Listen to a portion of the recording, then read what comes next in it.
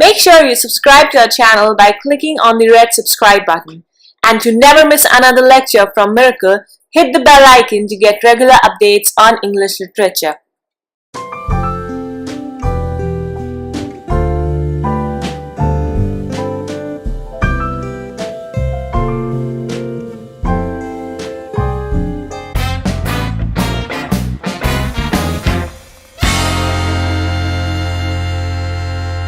Hello and welcome to Miracle English Language and Literature Institute. I'm Professor Abha Sharma and we are doing a video series on the critical appreciation of The Wasteland, the greatest epical poem written by TS Eliot.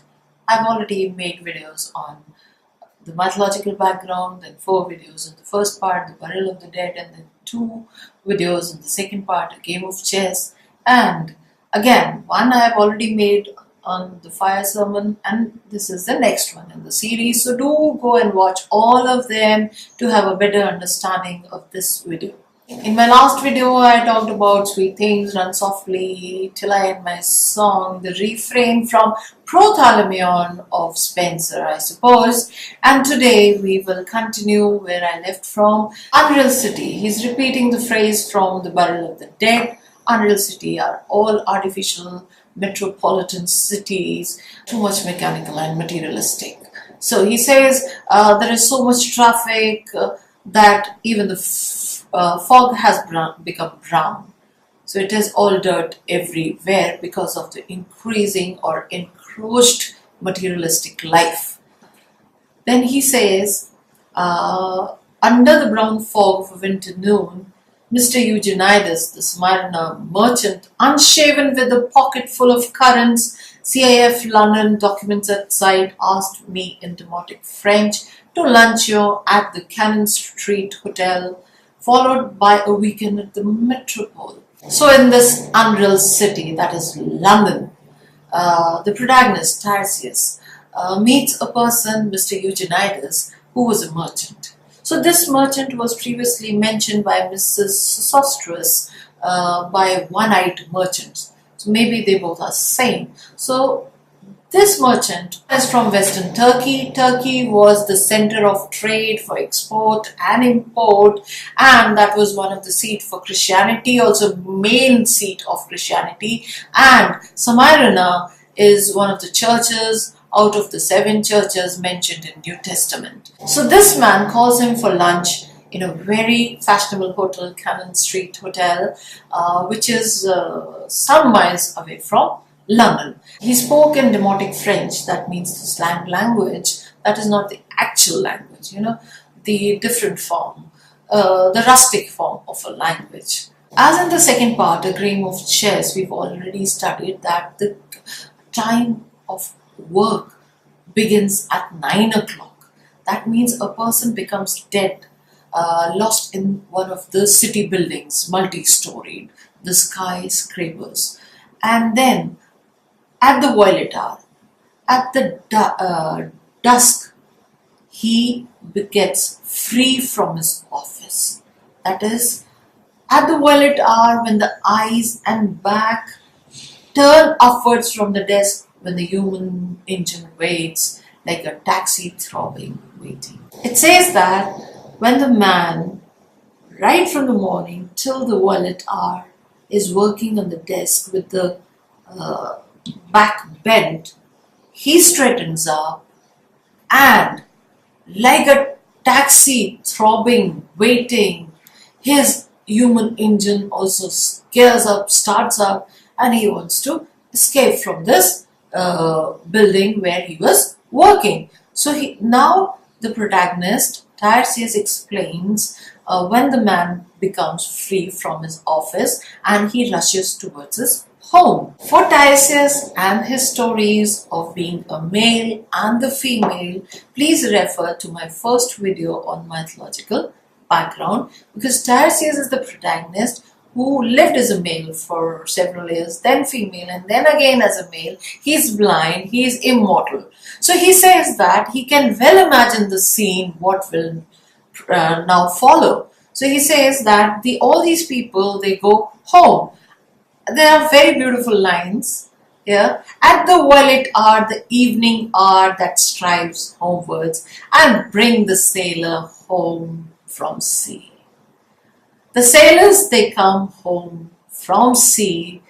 That particular moment or time is very welcoming for the family, and it reminds us of the grace elegy also, when the farmers, they return back from their fields. Now the protagonist or the narrator or the poet, he gives us a peep in the apartment of the typist.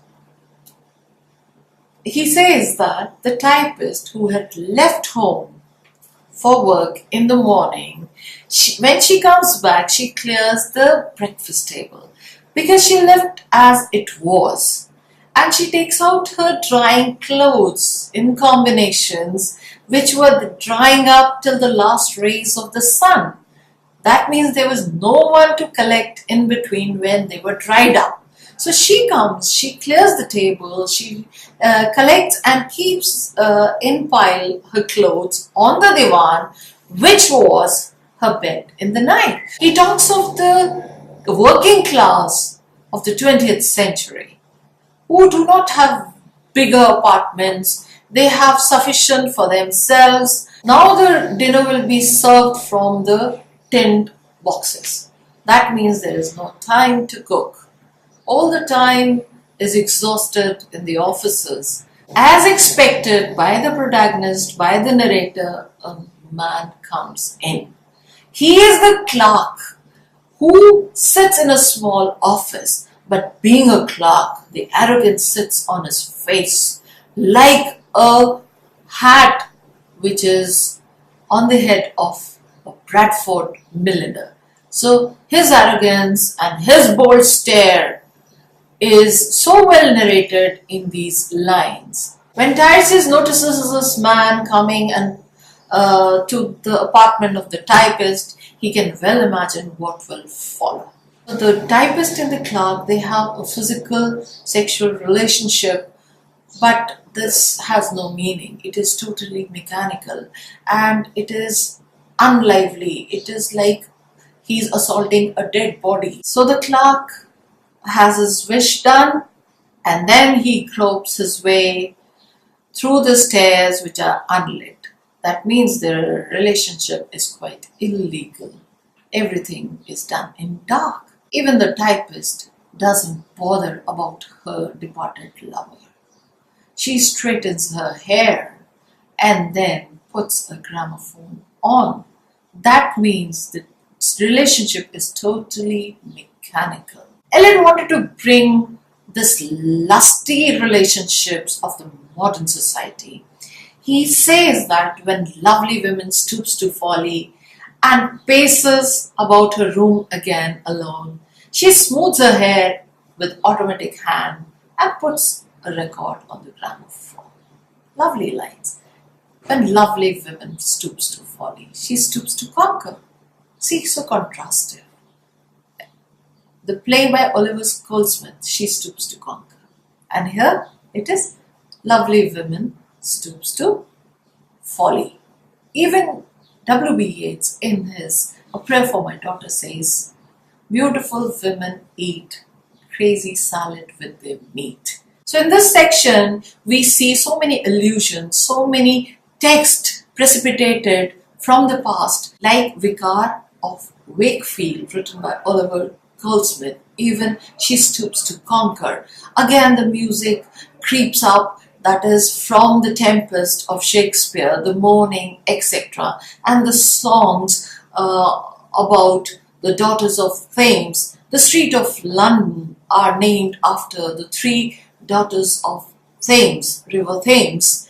And then you have this complete episode when the sailor comes back, that gives the echoes of Gray's elegy. Then you have so many other things coming up one after the other that it even takes you to the text which I have discussed before from the same poem and from the text of the past, and they're all intermingled. They're all poses a confusion to the reader. Therefore, please watch it again and again. There is also Ovid's Metamorphoses, where Tiresias' story is narrated of bisexuality. Tiresias, the protagonist, was there in the past, and he's still there in the present. So he knows what will happen in future, because he is immortal, and he knows what is the way of life lived by these modern people, the younger people especially, quite alien to the sensibility of Eliot. Wagner's opera being mentioned in the poem, Spenser coming again and again, his daughters of flood and the daughters of river Thames, they get merged in nymphs in the lines which follow. And then the moral degradation, the physical decay and desolation, the sexual degeneration are the causes of this burning, which is repeated 4 times. It is onomatopoeic, it has alliteration, and it means the end of civilization. The fires of passions are burning, and these passions are in return bringing our death closer to us. So in this section, he mentioned Lord Buddha, who wanted these passions to be controlled before it is too late. Eliot has given us the picture of the modern decaying society. Keep in touch till I post my next video. Take care. Bye-bye. Do not forget to like and subscribe the channel.